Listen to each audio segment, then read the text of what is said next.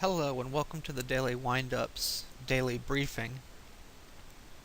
Today we have the continental U.S. with the front washing out in the Gulf Coast states and the East Coast.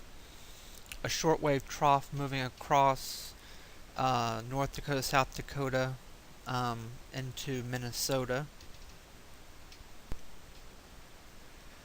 And here we have the activity chart. We are really entering the deep summertime pattern here. There's really no large-scale areas of severe weather expected today, possibly tonight, but not today. There's some showers around Florida and Arizona. Don't expect too much. Now here's the NAM for 24 hours out.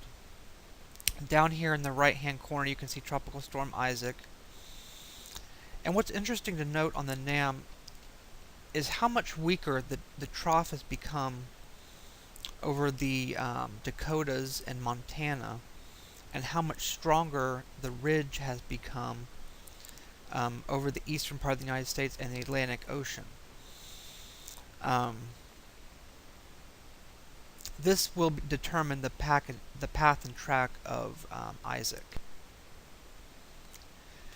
Here we have the tropical wide view. Right smack in the center here, that is Tropical Storm Isaac. And a little bit to the right is Tropical Depression number 10. Here is the rainbow loop floater of Tropical Storm Isaac. And it doesn't look as well as it did yesterday. Yesterday evening, I should say. Some of the cloud tops have warmed,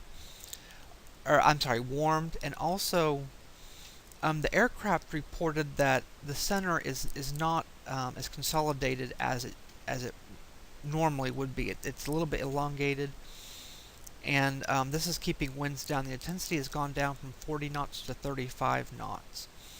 I expect this to only be temporary. Storms should start to refire later today, and now the intensity track has changed a little. The intensity has changed a little bit, but we're still expecting it to become a strong tropical storm or hurricane. Here are the model consensus spaghetti models, and as you can see here, they really want to start taking a northwestward turn. And the strength of this ridge and how far westward this continues to move will determine how far westward these tracks go. If it stays moving westward for a day and a half, these tracks will have to be moved westward. If it starts moving northwest immediately, the tracks will be pretty close to where they are. Here is our exclusive size estimate, exclusive to the daily windup. It initialized at 37.27 knots, which is substantially less than yesterday. We did not force the initial. It initialized as it wanted to with the current conditions surrounding the storm, and this takes it to a very strong tropical storm in 48 hours. So it should verify. It possibly could become stronger, but I'm leaning more towards the weaker solutions now.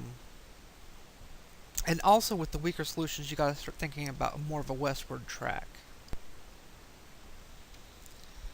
Now here is the ECMWF ensemble mean members, and all these pinks and purples here on the left hand side, that's where all the members are saying that the tropical storm or hurricane, whatever it becomes, will be. On the right hand side, where you see these blue circles, that is where the deterministic model says that the storm will be. And the members are still in fairly broad disagreement, taking it clear out into the Atlantic or even as close as the western coast of Louisiana. Um, One thing to note is that the ECMWF has become much more in line with the other models.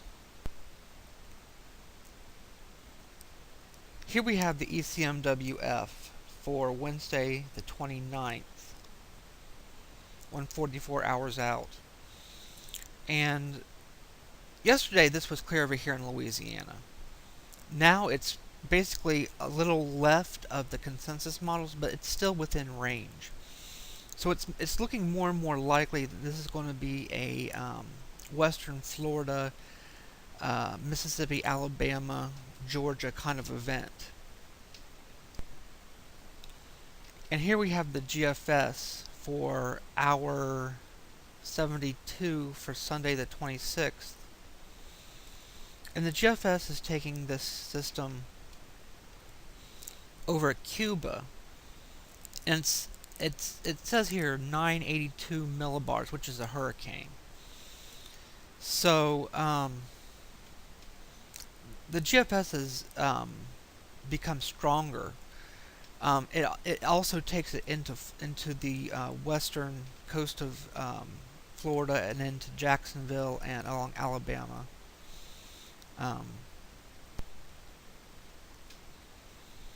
Here we have hour 144, which is in line with the ECMWF for this time. So we're starting to see some consensus in the models. And this is a very, looks like a very strong hurricane. It says 592 millibars. I'm sorry, 988 millibars. The height is 592. And with these models converging like this, it's starting to look more and more likely that this area from Florida all the way to Mississippi, possibly New Orleans, could get an impact from this system. So don't let your guard down. We'll keep monitoring. That's all I have for right now. For the Daily Windup, I'm Donald Flowers.